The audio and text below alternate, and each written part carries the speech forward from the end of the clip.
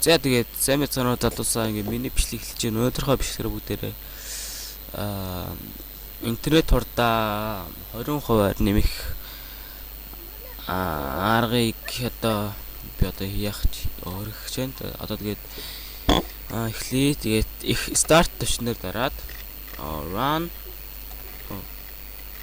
тэгээд зүгээр run гэд биччихээ зүгээр enter тарчдаг орчин.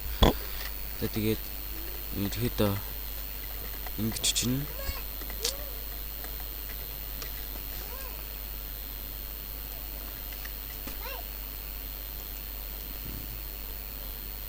за окей. За тэгээд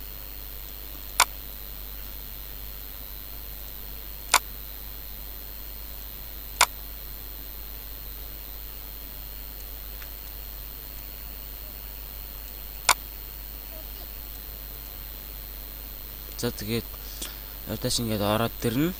Орж ирсний дараа одоо тэнийх хараг энэ дээр ч хийж магадгүй, энэ дээр ч хийж магадгүй.